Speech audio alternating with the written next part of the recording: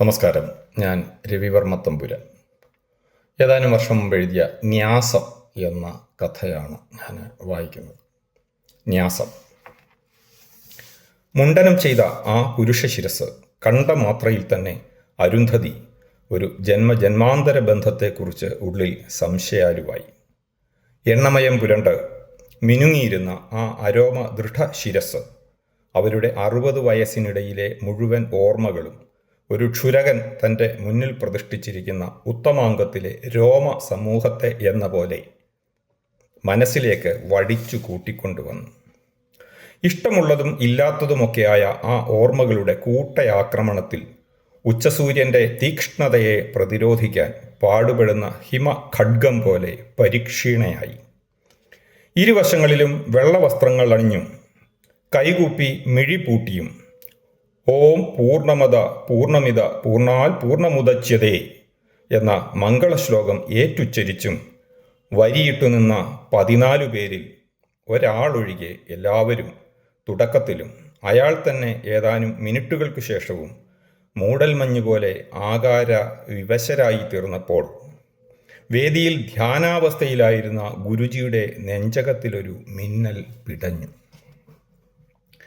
മുടിക്കാടുകൾ പിഴുതെറിഞ്ഞ ആ നാരീമൂർധാവ് കണ്ട മാത്രയിൽ തന്നെ ചന്ദ്രദത്തനും ഏറെ വ്യത്യസ്തമല്ലാത്ത ഒരു ബന്ധ ശൃംഖലയെക്കുറിച്ച് ജാഗരൂകനായി. വെണ്ണക്കൽ ശില്പത്തെ തോൽപ്പിക്കുന്ന മിനുപ്പിയെന്ന ആ ശീർഷവും ഇനിയും ചുളിവുകൾ പടർന്നിട്ടില്ലാത്ത ആ കോമളമുഖവും അയാളുടെ ഇതപര്യന്തമുള്ള മുഴുവൻ സ്മൃതികളും ഒരു ചിത്രകാരൻ തൻ്റെ മുന്നിൽ തട്ടിത്തൂവിയ ചായം എന്നതുപോലെ മനസ്സിലേക്ക് വടിച്ചടുപ്പിച്ചു കൊണ്ടുവന്നു. പ്രിയവും അപ്രിയവുമായ ബഹുവിധ സ്മരണകളുടെ കടലാക്രമണത്തിൽ അയാൾ ഭിത്തി കെട്ടിയിട്ടില്ലാത്ത തീരത്തെപ്പോലെ ഇടിഞ്ഞു വീഴാൻ ഒരുങ്ങി. ഇരുവശങ്ങളിലും വെള്ളവസ്ത്രങ്ങൾ അണിഞ്ഞും കൈകൂപ്പി മിഴിപൂട്ടിയും ഓം പൂർണ്ണമത പൂർണ്ണമിത പൂർണ്ണാൽ പൂർണ്ണമുദച്യതേ എന്ന മംഗളശ്ലോകം ഏറ്റുച്ചരിച്ചും വരിയിട്ടു നിന്ന 14 പേരിൽ അവരൊഴികെ എല്ലാവരും തുടക്കത്തിലും അവർ തന്നെ ഏതാനും മിനിറ്റുകൾക്ക് ശേഷവും മൂടൽമഞ്ഞുപോലെ രൂപരഹിതരായി തീർന്നപ്പോൾ വേദിയിൽ വിരിച്ചിട്ട ശാർദൂല ചർമ്മത്തിന്മേൽ ഗുരുജിയുടെ സ്വച്ഛധ്യാനം ഭംഗപ്പെടുത്തിക്കൊണ്ട് രണ്ടാമതൊരു മിന്നൽ കൂടി പിടഞ്ഞു. 2 മിന്നൽ കൊടികൾ അടുപ്പിച്ചടുപ്പിച്ച് ഉയർന്നു പാറിയതോടെ യോഗിവര്യൻ കണ്ണു തുറന്ന് വേദിക്കു താഴെ തൻ്റെ മുന്നിൽ നിരന്നു നിൽക്കുന്ന 15 പേരെ അതീവ ശ്രദ്ധയോടെ വീക്ഷിച്ചു. സന്യാസ ദീക്ഷയ്ക്കൊരുങ്ങി നിൽക്കുന്നവരിൽ 2 പേർ ലൗകികത്തിൻ്റെ വിഭ്രാന്തിയിൽപ്പെട്ട് അന്ധരായിരിക്കുകയാണെന്ന് ഉടനെ തന്നെ അന്തഃചക്ഷുസിൽ കണ്ടറിഞ്ഞു.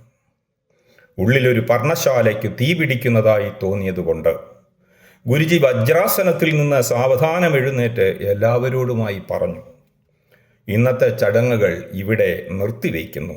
എല്ലാവർക്കും മുറിയിലേക്ക് പോകാം.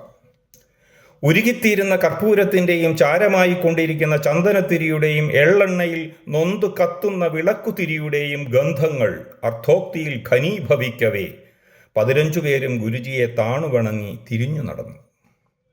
വേദിയിൽ നിന്ന് താഴേക്കിറങ്ങിയ ഗുരുജിയാവട്ടെ ദീക്ഷാകർമ്മത്തിൻ്റെ നടത്തിപ്പ് ചുമതലയുള്ള ഗരുഡധ്വജാനന്ദ സ്വാമിയെ അടുത്തു വിളിച്ച് ഒച്ച താഴ്ത്തി പറഞ്ഞു, ചന്ദ്രദത്തനെയും അരുന്ധതിയെയും ഇന്ന് തന്നെ അടുത്തടുത്ത മുറികളിലേക്ക് മാറ്റണം. കാരണം അവരറിയണ്ട. മുറികൾക്കിടയിലെ വാതിൽ കുറ്റിയിടാതെ വെറുതെ ചാരിയിരുന്നാൽ മതി. എന്നിട്ട് ഗുരുജി കാലാതീതമായൊരു മന്ദസ്മേരത്തോടെ ഭജനാലയത്തിൻ്റെ വാതിലിറങ്ങി വെള്ളമണൽ വിരിച്ച മുറ്റം മുറിച്ചു കടന്ന് ധ്യാനപ്പുരയിലേക്ക് പോയി.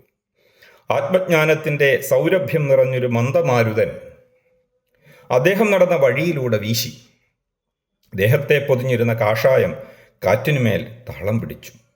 പുതുതായി അനുവദിച്ചു കിട്ടിയ മുറിയിലെ കട്ടിലിലും പറ്റിച്ചേർന്നു നിന്ന ഭിത്തിയിലുമായി ശരീരഭാരത്തെ ചായിച്ചു വെച്ച ശേഷം ചിന്തകളുടെ ഭാരം ആ മൂകാന്തരീക്ഷത്തിലേക്ക് ഇറക്കി വയ്ക്കാൻ ചന്ദ്രദത്തൻ അതിവേഗം പരിശ്രമം ആരംഭിച്ചു. 30 വർഷത്തിൻ്റെ അജ്ഞാതത്വവും അകലവും ഒരൊറ്റ ദർശനത്തിൽ നീർപ്പോള പോലെ പൊട്ടിമാറിയപ്പോൾ ശിരസിലേക്ക് വളരെ ഉയരത്തിൽ നിന്ന് വന്ന് പതിച്ചതാണ് കഠിനമായ ആ വിചാരഭാരം. മനസ്സ് കർപ്പൂരം പോലെ കത്തുന്നുമുണ്ടായിരുന്നു. അവശതയോളം എത്തിയിട്ടില്ലെങ്കിലും ചെറുതായൊരു ക്ഷീണം വന്ന് പിടിമുറുക്കുകയാൽ പുതിയ മുറിയിലേക്ക് കയറിയതും അരുന്ധതി ആത്മാന്വേഷണത്തിൻ്റെ കട്ടിലിലേക്ക് ഒടിഞ്ഞു വീണു. പിന്നെ മെല്ലെ മെല്ലെ ഏകാന്തതയുടെ മേഘക്കൂട്ടം ഉരുണ്ടുകൂടി നിന്ന ആ ആകാശത്തിൽ 3 പതിറ്റാണ്ടുകളുടെ ഇടവേള ഏതുമില്ലാത്തതുപോലെ യുവ വിഹംഗമായി പറക്കുവാൻ തുടങ്ങി. തിരണ്ടുകുളി കഴിഞ്ഞുള്ള പുണ്യാഹത്തിൽ ചുവന്ന പട്ടുകൊണ്ടുള്ള പാവാടയും ബ്ലൗസും അണിഞ്ഞ് ഏറ്റവും അടുത്ത ബന്ധുക്കളാൽ വലയിതയായി അരുന്ധതി 5 പോറ്റിമാർക്കരികിൽ ഉപവിഷ്ടയായി. ചമ്രം പടഞ്ഞിരിക്കാനാവാത്ത വിധം ലജ്ജ വന്ന് മൂടിയതുകൊണ്ട് 2 കാലുകളും ഇടതുവശത്തേക്കിട്ടും അരക്കെട്ട് കഴിയുന്നത്ര ഒതുക്കിപ്പിടിച്ച് ഇരുകൈകളും മടിപ്പിളർപ്പിനു കുറുകെ പിണച്ചു കോർത്തുമാണ് ചുവന്ന ചായം പൂശിയ ആ സിമന്റ് തറയിൽ അവൾ കുനിഞ്ഞ ശിരസുമായി ഇരുന്നത്. അല്പമകലെ മാറി നിന്ന് ചടങ്ങുകൾ പൂട്ടാമിഴികളാൽ വീക്ഷിക്കുകയായിരുന്ന എൻ്റെ മുഖത്തേക്കു മാത്രം ഇടയ്ക്ക് ഒരു തവണ മുഖമുയർത്തി നോക്കി. അപ്പോൾ തമ്മിൽ കുരുത്തുപോയ നോട്ടക്കൊളുത്തുകളെ ഇരുവരും അല്പം വിഷമിച്ചാണ് മോചിപ്പിച്ചെടുത്തത്. പൂത്തിരുവാതിര രാത്രിയിലാണ് പിന്നെ ആ മുഖം ശരിക്കൊന്നു കണ്ടത്. ഒരേ ക്ലാസ്സിൽ ഒന്നിച്ചിരുന്നാണ് പഠിച്ചിരുന്നതെങ്കിലും ലജ്ജ വന്ന് പ്രതിനിമിഷം മാർഗതടസ്സമുണ്ടാക്കിക്കൊണ്ടിരുന്നതിനാൽ ഒരു ദിവസവും നേരെ മുഖത്തു നോക്കാൻ ധൈര്യമുണ്ടായിട്ടില്ല. പ്രണയത്തിൻ്റെ പൊൻനിറമുതിർത്ത് തെളിഞ്ഞു കത്തിയ നിലവിളക്കും ഹൃദയത്തിലെ കരിങ്കൽ കോട്ടകളിൽ അതീവ രഹസ്യമായി ഉറഞ്ഞുകിടന്ന രതിയുടെ നീലനിലാവും ചേർന്നൊരുക്കിയ തരളിതമായ പ്രകാശത്തിലാണ് ആ മുഖം അന്ന് കണ്ടത്. അതുവരെ ചാഞ്ഞും ചരിഞ്ഞും ഇടയ്ക്കെപ്പോഴൊക്കെയോ നേരെയും പിന്നെ ചിലപ്പോൾ നിഴലായും കണ്ട തോന്നലുകളൊക്കെയും ആ നിമിഷത്തിൽ അപ്പാടെ വിസ്മൃതമായി. അതുവരെ അനുഭവിച്ചിട്ടില്ലാത്ത നിഗൂഢമായൊരു ആനന്ദത്തോടെ നൂതനമായൊരനുഭവമായി ആ മുഖദർശനം. അപ്പോൾ അമ്മ പാടിത്തന്ന പങ്കജാക്ഷൻ കടൽവർണ്ണൻ എന്ന വരികൾ ഏറ്റുചൊല്ലി ചുവട് വയ്ക്കുകയായിരുന്നു ഞാനടക്കം 14 പെണ്ണുങ്ങൾ. പിന്നിലേക്ക് ചുഴറ്റിയെറിഞ്ഞ ഓർമ്മകൾ സമയത്തിൻ്റെ ഇരുട്ട് കട്ടിപ്പിടിച്ചു കിടന്ന ഗുഹയിലൂടെ ആദ്യം വേഗത്തിലും പിന്നെ പതുക്കെയും കറങ്ങിച്ചുറ്റി പാഞ്ഞെത്തിയത് 4ാം ക്ലാസ്സിലെ മരബെഞ്ചിലേക്കാണ്. അതിനു പിന്നിലേക്കുള്ള സഞ്ചാരം അസാധ്യമാക്കിക്കൊണ്ട് മറവിയുടെ വലിയൊരു കന്മതിൽ ഉയർന്നു നിന്നു. അന്ന് വീട്ടിൽ ഓർക്കിഡ് പുഷ്പങ്ങൾ ഉണ്ടായി തുടങ്ങിയിരുന്നില്ല. മോഹങ്ങളുടെ മഞ്ഞ ഇതളടുക്കുകൾ കുത്തി നിറച്ച ബന്ദിപ്പൂവായിരുന്നു സുലഭം. ഒരു ദിവസം സ്കൂളിൽ പോയപ്പോൾ ആരും കാണാതെ വളരെ ശ്രദ്ധയോടെ പറിച്ചെടുത്ത് ബന്ദിപ്പൂ ഇതൾ ചതയരുതേ എന്ന് പ്രാർത്ഥിച്ചുകൊണ്ട് നിക്കറിൻ്റെ പോക്കറ്റിൽ ഒളിപ്പിച്ചു വെച്ചു. ആദ്യത്തെ 2 പീരിയഡും വളരെ വിഷമിച്ചാണ് ഇരുന്നത്. മൂത്രമൊഴിക്കാനുള്ള ഇടവേളയ്ക്ക് ബെല്ലടിച്ചപ്പോൾ മറ്റു കുട്ടികളെല്ലാം ശരം വിട്ട പോലെ വെളിയിലേക്ക് ഓടി. ഞാൻ മാത്രം തലവേദന അഭിനയിച്ചു ബെഞ്ചിലിരുന്നു. സോവിയറ്റ് യൂണിയൻ മാസികയുടെ മിനുസമുള്ള വർണ്ണക്കടലാസ് കൊണ്ട് പൊതിഞ്ഞ മുക്കുകളുടെ മീതെ ബന്ദിപ്പൂ ഭദ്രമായി കൊണ്ടുവച്ച ശേഷം ഒന്നും അറിയാത്തതുപോലെ തിരികെ വന്നിരുന്നു. അടുത്ത മണിയടിക്ക് കുട്ടികൾ ക്ലാസ്സിലേക്ക് ഇരച്ചെത്തിയപ്പോൾ ഏറുകണ്ണിട്ട് നോക്കി അരുന്ധതി മുമ്പിലെ പുസ്തകങ്ങളുടെ മേലെ ഇരുന്ന പൂവെടുത്ത് മണപ്പിക്കുന്നു. മണമില്ലെന്ന് കണ്ടിട്ടോ എന്തോ കൂട്ടുകാരിയോടെന്തോ തമാശ പറയുന്നു. പിന്നെ അത് ജനലിലൂടെ പുറത്തേക്ക് എറിയുന്നു. അങ്ങനെ എറിഞ്ഞു കളയാൻ അവൾക്ക് വേറൊന്നും ആലോചിക്കേണ്ടതില്ലായിരുന്നു. അവളുടെ ഇരിപ്പിടം ജനലിനോട് ചേർന്നായിരുന്നു. ആ ഏറ് തടയാനോ ആ പൂവ് എൻ്റെ ഹൃദയമാണേ എന്ന് വിളിച്ചു പറയാനോ ഉള്ള കഴിവുകളൊന്നും അന്ന് ബുദ്ധിയിൽ വളർന്നു തുടങ്ങിയിരുന്നുമില്ല. ഓർമ്മയിലെ ആദ്യത്തെ നിരാശ. 10ാം ക്ലാസ്സിൽ പഠിക്കുമ്പോൾ ബസ് കയറിപ്പോകേണ്ട ദൂരത്തിൽ ആദ്യമായൊരു കോഴ്സിന് ചേർന്നു. അമ്മയാണ് 2 പേരെയും നിർബന്ധിച്ച് അവിടെ ചേർത്തത്. ദേശീയ പ്രതിഭാന്വേഷണ പരീക്ഷയ്ക്കുള്ള പരിശീലനമായിരുന്നു ലക്ഷ്യം. 2 പേരുടെയും അധ്യാപിക എന്ന നിലയിൽ ആദ്യ ദിവസം അമ്മ തന്നെ പരിശീലന ഹാളിൽ കൊണ്ടാക്കി. നാട്ടിൽ നിന്ന് ബസ് കയറിയാൽ 3/4 മണിക്കൂർ കൊണ്ടെത്തുന്ന ദൂരം. അന്ന് മടങ്ങി വന്നപ്പോൾ അമ്മ പറഞ്ഞു, നാളെ മുതൽ ദത്തൻ ഇവിടെ വന്ന് ഇവളെ കൂടി വിളിച്ചുകൊണ്ടു പോകണം. പിറ്റേന്ന് അദ്ദേഹം വന്ന് മുറ്റത്ത് നിന്നതേയുള്ളൂ. പുസ്തക സഞ്ചിയുമായി കൂടെ ചെല്ലുമ്പോൾ പിന്നിൽ നിന്ന് അമ്മ വിളിച്ചു, 2 പേരും ഒന്ന് നിന്നേ. എന്നിട്ട് അമ്മ ഞങ്ങളുടെ അടുത്തേക്ക് നടന്നു വന്നു. പരസ്പരം ശ്രദ്ധിച്ചു വേണം 2 പേരും പോകാൻ. വഴിയിൽ വെച്ച് സംസാരിക്കുകയൊന്നും ചെയ്യരുത്. ആരെങ്കിലും കണ്ടാൽ അതും ഇതും പറയും. എന്തെങ്കിലും സംസാരിക്കാനുണ്ടെങ്കിൽ ഇവിടെ വന്നിട്ടാവാം. എപ്പോഴും ഒരു അകലം നല്ലതാണ്, 3 അടിയുടെയെങ്കിലും. അനുസരണ 2 പേരുടെയും കൂടപ്പുറപ്പായിരുന്നു. ബസ്സിൽ കയറാനോ ബസ്സിറങ്ങി പരിശീലന ഹാളിലെത്താനോ വൈകിട്ട് മടങ്ങാനോ ഉള്ള നടത്തത്തിനിടയിൽ എപ്പോഴെങ്കിലുമോ ക്ലാസ്സിൽ വെച്ചോ ഒരു ദിവസവും പരസ്പരം ഒന്നും മിണ്ടിയില്ല. മുന്നിലും പിന്നിലുമായി 3 അടി അകലത്തിൽ നിശബ്ദം നടന്നു. 2 ആഴ്ചക്കാലം ഇഷ്ടം കൂട്ടിയതേയുള്ളൂ ഈ മൗനം. സംസാരിക്കുന്നതിനേക്കാളും തീവ്രമായിരുന്നു അതിൻ്റെ പരസ്പരാകർഷണം. ഇടയ്ക്കെപ്പോഴെങ്കിലും നോട്ടം കൂട്ടിമുട്ടുമ്പോൾ കണ്ണുകൾ കത്തി, ശരീരം വിറകൊണ്ടു, തൊണ്ട വരണ്ടു, ശ്വാസം മുട്ടി കിതച്ചു. പ്രീ ഡിഗ്രി ആയപ്പോഴാണ് ഇരുവരും ക്ലാസ് മാറുന്നത്. അരുന്ധതി 100 കിലോമീറ്റർ അകലെ വൻ നഗരത്തിലേക്ക് പോയി. അവിടുത്തെ ബന്ധുവിൻ്റെ ഒപ്പം താമസം. എൻ്റെ ഗ്രാമീണ ജീവിത സാഹചര്യം അതിനനുവദിക്കായികയാൽ വീട്ടിൽ നിന്ന് വളരെ അകലെയല്ലാത്ത കോളേജിൽ അപ്പോഴേക്കും കൗമാരൻ യൗവനത്തിലേക്ക് കോശവിഭജനം നടത്തുന്നതിൻ്റെ സമ്മർദ്ദം താങ്ങാനായില്ല. അങ്ങനെ ഒരു നാൾ സർവശക്തിയും സംഭരിച്ച് ഒരു ഇൻലൻഡിനുള്ളിൽ ഹൃദയം തുറന്നയച്ചു. തുറന്ന ഹൃദയം കൈപ്പറ്റിയത് ബന്ധുവായിപ്പോയി. അന്നു രാത്രി തന്നെ അരുന്ധതിയുടെ വീട്ടിലേക്ക് വിളിക്കപ്പെട്ടു. ബ്രദർലി അഫെക്ഷൻ മതിയെന്ന ഗുരുമുഖത്തു നിന്ന് ഉപദേശം. ആ പെരുമഴയിൽ മൺകട്ട പോലെ പൊടിഞ്ഞുപോയി.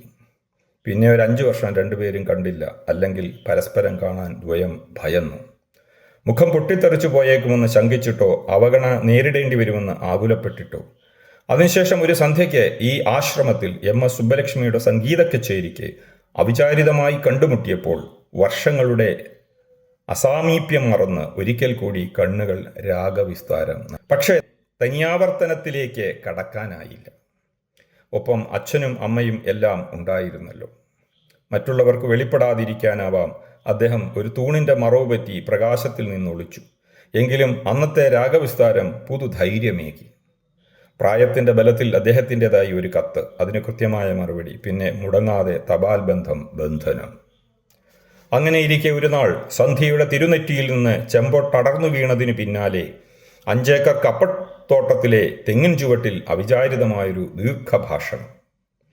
വീട്ടിലേക്ക് കൂട്ടുപോയതാണ്. തെങ്ങിൻ ചുവട്ടിലെത്തിയപ്പോഴാണ് ആതവം ഇരച്ചുവന്ന് അരുന്ധതിയെ വിവസ്ത്രയാക്കിയത്. അവൾ ഇങ്ങനെയാണ് തുടങ്ങിയത്: നിങ്ങൾ എത്ര നല്ല ചെറുപ്പക്കാരൻ, ഞാനോ പിഴച്ചുപോയ ജന്മം. എന്താ, എന്തുപറ്റി? പിഴച്ചു എന്നൊക്കെ പറയാൻ എനിക്കൊരാൾ വഴിയിൽ വെച്ച് പരസ്യമായി എഴുത്തു തന്നു.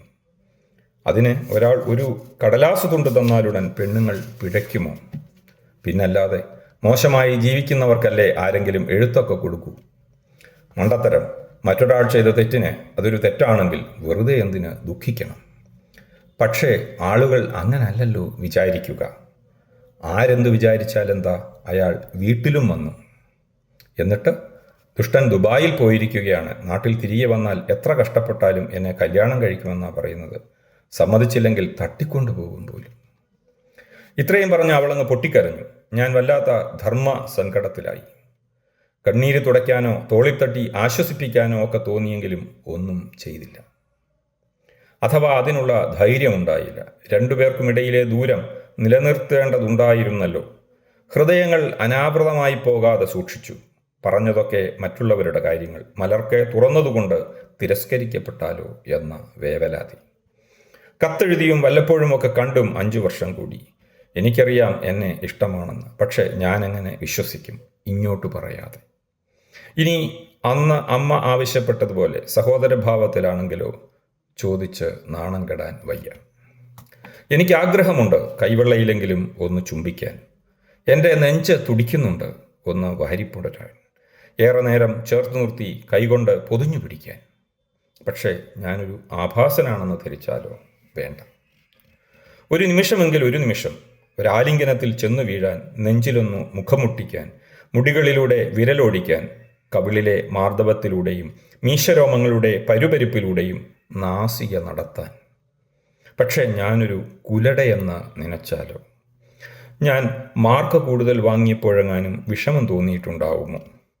ഓ, എനിക്ക് സന്തോഷമേ തോന്നിയിട്ടുള്ളൂ. അന്ന് സ്പെർമാത്തീക്ക എന്താണെന്ന് സുവോളജി ടീച്ചറുടെ ചോദ്യത്തിന് ഉത്തരമറിയാതെ നിന്ന് തപ്പിയപ്പോൾ ഞാനൊരു കടലാസിൽ കുറിച്ച് അടുത്തിരുന്ന ലില്ലിക്കുട്ടിയുടെ കയ്യിൽ കൊടുത്തതാണ്. കേട്ടെഴുത്ത് കാണിച്ചു കൊടുക്കാത്തതിന് എന്നോട് പിണങ്ങിയിരുന്ന അവളത് ബ്ലൗസിനുള്ളിൽ താഴ്ത്തി. പിന്നീട് ടീച്ചർ പച്ചപ്പ് മാറാത്ത ചൂരൽ കൊണ്ട് കൈവെള്ളയിൽ അടിക്കുമ്പോൾ എൻ്റെ കണ്ണുകൾ നിറഞ്ഞത് കണ്ടായിരുന്നു. പിന്നെ അതുകൊണ്ടല്ലേ 9Bയിൽ 3 തവണ തോറ്റുപഠിച്ച കമലാസനൻ പിറ്റേ ദിവസം പിന്നിൽ കൂടി വന്ന് പാവാട പിടിച്ചു പൊക്കിയതിന് ഞാനവനെ പിടിച്ചു തള്ളിയത്, നെഞ്ചത്ത് നല്ല ഇടി കൊടുത്തത്. അതിനെ കമലാസനൻ അമ്മയോട് പോയി പരാതി പറഞ്ഞതും അമ്മയുടെ കയ്യിൽ നിന്ന് ചൂരലരിഷ്ടം കിട്ടിയതുമൊക്കെ എനിക്ക് ഓർമ്മയുണ്ട്. ദൈവമേ, ഈ സംഘർഷം എനിക്ക് സഹിക്കാനാവുന്നില്ല. അല്ലെങ്കിൽ വേണ്ട, ജീവനുള്ള കാലത്തോളം ഇങ്ങനെ സ്വപ്നങ്ങളിൽ ഒരുമിച്ച് ജീവിക്കാം. പറയേണ്ടയാൾ ആദ്യം പറയട്ടെ, ഇല്ലെങ്കിൽ ആ ഓർമ്മകളെ പരിണയിച്ച് മതി വരുവോളം ജീവിക്കാം.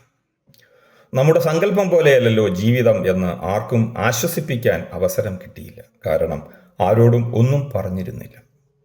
അച്ഛൻ വല്ലാതെ നിർബന്ധിച്ചപ്പോൾ എങ്കിൽ ആലോചിച്ചോളൂ എന്ന് പറഞ്ഞു. പെൺകുട്ടിക്ക് ജോലി വേണം എന്നൊരു വ്യവസ്ഥ മാത്രം വെച്ചു. അമ്മ നിർബന്ധിച്ചപ്പോൾ പറഞ്ഞു. അമ്മയുടെ ഇഷ്ടം പോലെ ആ കോപം ഏൽക്കാനുള്ള ശക്തിയില്ലാതിരുന്നതിനാൽ ഉള്ളിലെ മോഹം അവിടെ തന്നെ നിലവറ നിധിയായി. ഭാര്യ, മക്കൾ, യാന്ത്രിക ജീവിതം, അഡ്ജസ്റ്റ്മെൻറ്റുകൾ, ഇക്കാലമെല്ലാം സ്വപ്നത്തിൽ ഒപ്പമുണ്ടായിരുന്നു. പച്ച ബ്ലൗസും പച്ചക്കരയുള്ള സെറ്റുമുടുത്ത് എൻ്റെ കട്ടിലിൽ എന്നെ പറ്റിച്ചേർന്ന്, പക്ഷേ പ്രായോഗികതയുടെ ശാഠ്യത്താൽ നേർക്കാഴ്ചയ്ക്കുള്ള അവസരങ്ങളെല്ലാം മനഃപൂർവ്വം ഒഴിവാക്കി. ഭർത്താവ്, മക്കൾ, യാന്ത്രിക ജീവിതം, അഡ്ജസ്റ്റ്മെൻറ്റുകൾ, ഇക്കാലങ്ങളിലൊന്നും പരസ്പരം കാണാൻ കഴിഞ്ഞിട്ടില്ല. ദിനംപ്രതിയെന്നോണം അഭിലാഷം തിക്കുമുട്ടുകയും ഹൃദയത്തിലെ ചോരപ്പുഴയിൽ നിന്ന് പ്രതിനിമിഷം ആ മുഖം ഉദയരവിയുടെ പ്രഭയോടെ ഉയരുകയും ചെയ്തിട്ടു. 58 വയസ്സിൻ്റെ മധുരം നുകർന്നുകൊണ്ടിരിക്കുമ്പോഴാണ് ഭാര്യ കുഴഞ്ഞു വീണ് മരിച്ചത്. സ്ഥിരം രോഗിയായിരുന്നു. ഒരു രോഗം ചികിത്സിച്ച് ഭേദപ്പെടുത്തുമ്പോൾ അടുത്തത്. അവസാനം പിടികൂടിയ ഹൃദ്രോഗത്തിനുള്ള മരുന്നുകളാവട്ടെ അവൾ മുടക്കിയിരുന്നു പോലും. പിന്നീടാണ് അതറിഞ്ഞത്. മൂത്തമകൾ ഓസ്ട്രേലിയയിൽ സായിപ്പിൻ്റെ മക്കളെ പ്രസവിച്ചു കൂട്ടി കുട്ടി മദാമ്മയായി. മകൻ ചെന്നുപെട്ട പ്രണയക്കുരുക്കിൽ മതം മാറി. സാത്താനെ ഒഴിഞ്ഞുപോയെന്ന് ശിരസിനെ ഒഴിഞ്ഞുകൊണ്ട് വൈദികൻ 3 വട്ടം ആവർത്തിച്ചു പറഞ്ഞപ്പോൾ അവൻ മുറിച്ചെറിഞ്ഞത് സ്വത്വത്തിൽ ലീനമായി കിടക്കുന്ന പൈതൃകവും പാരമ്പര്യത്തിൻ്റെ കണ്ണികളും ഒക്കെ കൂടിയാണ്. ഭർത്താവിന് കരൾ രോഗമായിരുന്നു. വർഷത്തിലൊരിക്കൽ 2 ആഴ്ച നീളുന്ന ദാമ്പത്യമൊഴിച്ചാൽ ജീവിതം അടിമുടി ഒറ്റപ്പെടലിൻ്റെതായി. തണുപ്പ് രാജ്യത്ത് ഭർത്താവിന് ആൽക്കഹോളിൻ്റെ കൂട്ടുണ്ടായിരുന്നു. എനിക്ക് കൂട്ടാവേണ്ട മക്കൾ മിടുമിടുക്കരായതിനാൽ ജോലി കിട്ടിപ്പോയത് അമേരിക്കയിൽ. അവരവിടെ പൗരത്വമെടുത്ത് കൂടി. അവിടേക്ക് ചെല്ലാൻ നിർബന്ധിക്കുന്നു. പക്ഷേ ഈ വയസ്സുകാലത്ത് ജനിച്ച മണ്ണ് വിട്ട് വയ്യ. യഥാർത്ഥത്തിൽ എൻ്റെ ഉള്ളിൽ സ്നേഹമുണ്ടായിരുന്നോ? സ്വന്തമാക്കാനും അനുഭവിക്കാനുമുള്ള ആഗ്രഹം മാത്രമല്ലേ ഉണ്ടായിരുന്നുള്ളൂ? കാമമല്ലേ കനം വെച്ചു നിന്നത്? പ്രണയം എന്നൊക്കെ പറയുന്നത് വെറും കള്ളമല്ലേ? പറിച്ചെറിയാനാവാത്ത ഇഷ്ടമുണ്ടായിരുന്നെങ്കിൽ ചെറിയ തടസ്സമുണ്ടായപ്പോഴേ മൂടും തട്ടി പോകുമായിരുന്നു. സ്നേഹമെന്നൊക്കെ തോന്നിയത് കനാൽ ജനം പോലെ ഒരു ഭ്രമം മാത്രമായിരുന്നില്ലേ? അല്ലെങ്കിൽ ശുദ്ധമായ പ്രണയം എന്നൊന്ന് ഉള്ളത് തന്നെയാണോ? ദാമ്പത്യമെന്ന ഒത്തുതീർപ്പ് നാടകത്തിലെ ഒരു രംഗത്തിലെങ്കിലും പ്രണയം അനുഭവിക്കാൻ കഴിഞ്ഞിട്ടില്ല. ഒരാണും ഒരു പെണ്ണും ചേർന്നുണ്ടാക്കുന്ന, ഒരുപാട് പേർ സഫലമെന്ന് വാഴ്ത്തുന്ന ഒരു പരസ്പര ധാരണയിൽ ഒരിക്കലെങ്കിലും തൊലിപ്പുറത്തു പോലും തൊടാതെ പോകുന്ന ഒരു മായിക മാരുതനാണോ അത്? ആവോ, ആർക്കറിയാം. പോട്ടെ, നിഷേധ ചിന്ത കൊണ്ട് എന്ത് പ്രയോജനം? അഹംബോധത്തെ തൃപ്തിപ്പെടുത്താനാണ് ഈ വക ന്യായങ്ങളൊക്കെ എന്നാർക്കാണ് അറിയാത്തത്? ഇന്നിങ്ങനെ കണ്ടുമുട്ടിയത് നഷ്ടപ്പെട്ടൊരു ജീവിതം തിരിച്ചെടുക്കാനാവുമോ? ദൈവം എല്ലാ കാലത്തും യഥാർത്ഥ ജീവിതത്തെ പിരിച്ചു നിർത്തുമോ? വാതിൽ തഴുതിട്ടിട്ടില്ലെന്ന് തോന്നുന്നു. ചെന്ന് ചോദിച്ചാലോ? അല്ലെങ്കിൽ പ്രണയത്തെ അറിയാനുള്ള ഒരു അന്വേഷണമാക്കിയാലോ ശിഷ്ട ജീവിതം? ആ നോട്ടത്തിൽ ഞാൻ കേട്ടതാണ് അതിനുള്ള ക്ഷണം. ആ നെഞ്ചിൽ തലചായ്ച്ച്, ആ സുരക്ഷിതത്വത്തിൽ സന്തോഷിച്ച് എന്തായാലും ചോദിക്കുക തന്നെ. രണ്ടുപേരും അവരവരുടെ മുറികളിലെ കട്ടിലുകളിൽ നിന്ന് എഴുന്നേറ്റത് ഏതാണ്ട് ഒരേ സമയത്താണ്. ഇരുവരും കതകിനടുത്തേക്ക് നടന്നു വന്നതും ഒരേ ചുവട് വേഗത്തിലാണ്. ഒരു വശത്തു നിന്ന് തുറക്കുമ്പോൾ മറ്റേ വശത്ത് തുറക്കാൻ തയ്യാറായി ആൾ വാതിലിൽ പിടിച്ചു നിൽക്കുന്നു. തമ്മിൽ കണ്ടതോടെ വീണ്ടും പരിഭ്രമമായി രണ്ടുപേർക്കും. കുറെ നേരം പരസ്പരം നോക്കിക്കൊണ്ടു നിന്നു, കണ്ണുകൾ ചിമ്മാതെ. പിന്നെ ഒരേ നിമിഷത്തിൽ നോട്ടങ്ങളെ പിൻവലിച്ച് ഭൂമിയെ അളന്നു. ഇടയ്ക്കുള്ള ദൂരം 3 അടിയുണ്ടെന്ന് ഉറപ്പാക്കി. സംസാരിച്ചു തുടങ്ങേണ്ടത് ആരെന്ന ശങ്ക അധികം നീണ്ടില്ല. ദത്തൻ തന്നെ വിക്കി തുടങ്ങി. അതു പിന്നെ ഞാനും. എങ്ങനെയാ അത്? എനിക്കും എന്തോ. ആദ്യത്തെ പരിഭ്രമങ്ങൾ മാറിയതോടെ ഇരുവരും മുഖത്തോട് മുഖം നോക്കി, കണ്ണിൽ കണ്ണിൽ നോക്കി, പരസ്പരം സ്പർശിക്കാതെ എന്നാൽ തീവ്രമായ പ്രണയത്തോടെ 13-ാം വയസ്സിൽ തോന്നിയ അതേ തീവ്രതയോടെയും അഭിനിവേശത്തോടെയും അവർക്കിടയിൽ അനുരാഗം പതഞ്ഞു പൊങ്ങി. വിക്ക് മാറിയ ശേഷമുള്ള ആദ്യ ചോദ്യം അരുന്ധതിയുടേതായിരുന്നു. എന്നെ എങ്ങനെ മനസ്സിലായി? എങ്ങനെ മനസ്സിലാവാതിരിക്കും? മനസ്സിലെ ക്യാൻവാസിൽ എണ്ണച്ചായത്തിൽ തന്നെയല്ലേ വരച്ചിട്ടിരിക്കുന്നത് ആ രൂപം. പ്രായത്തിൽ വന്നുകൊണ്ടിരിക്കുന്ന മാറ്റങ്ങളൊക്കെ ഇടയ്ക്കിടയ്ക്ക് ചിത്രം മാറ്റി വരയ്ക്കുന്നുമുണ്ടായിരുന്നു. അതുപോട്ടെ, എന്നെ എങ്ങനെ തിരിച്ചറിഞ്ഞു? എന്നും എൻ്റെ ഇഷ്ടവും ബഹുമാനവുമൊക്കെ എവിടെയാണോ അർച്ചന ചെയ്തുകൊണ്ടിരുന്നത്, ആ വിഗ്രഹം നേരെ മുന്നിൽ പ്രത്യക്ഷപ്പെട്ടാൽ എങ്ങനെ തിരിച്ചറിയാതിരിക്കും? ഇത്രയേറെ ഇഷ്ടമുണ്ടായിരുന്നെങ്കിൽ ഒരിക്കലെങ്കിലും പറയരുതായിരുന്നോ? പറയാതറിയാനുള്ള കഴിവുണ്ടായിരിക്കും എന്ന് ഞാൻ കരുതി. പക്ഷെ ഗുരുനാഥ കാലിൽ കെട്ടിയിട്ട ചങ്ങല പൊട്ടിക്കാൻ ധൈര്യമില്ലാതെ പോയി. എനിക്ക് കഴിയുന്നിടത്തോളം കാലം വിവാഹം വേണ്ടെന്ന് പറഞ്ഞു നിന്നത് ഒരു വാക്ക് ഈ മുഖത്തു നിന്ന് വരുമെന്ന് പ്രതീക്ഷിച്ചാണ്. ഒരിക്കൽ കൂടി അപമാനിതനാകാൻ എൻ്റെ ആത്മാഭിമാനം അനുവദിച്ചില്ല. എൻ്റെ വിവാഹം നീണ്ടു പോയപ്പോൾ അമ്മ അച്ഛനോട് ഒരു ദിവസം സ്വകാര്യം പറയുന്നുണ്ടായിരുന്നു, ദത്തന് ഇപ്പോഴും പഴയ ഇഷ്ടമുണ്ടെങ്കിൽ നമുക്കൊന്ന് ആലോചിച്ചാലോ എന്ന്. അച്ഛൻ മൂളിയത് സമ്മതഭാവത്തിൽ തന്നെയാണ്. എന്നിട്ട് എന്തുകൊണ്ടൊരു സൂചന തന്നില്ല? വലിയ ആളൊക്കെ ആയപ്പോൾ പഴയ ഇഷ്ടം അതുപോലെ ഉണ്ടാകുമോ എന്ന് ഭയന്നു. മാത്രമല്ല, കത്തുകളൊക്കെയും തികച്ചും ഔപചാരികമായിരുന്നല്ലോ.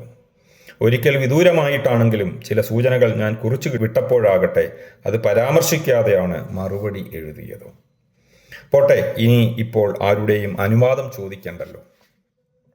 പേടിക്കുകയും വേണ്ട. അതോ മക്കളോട്?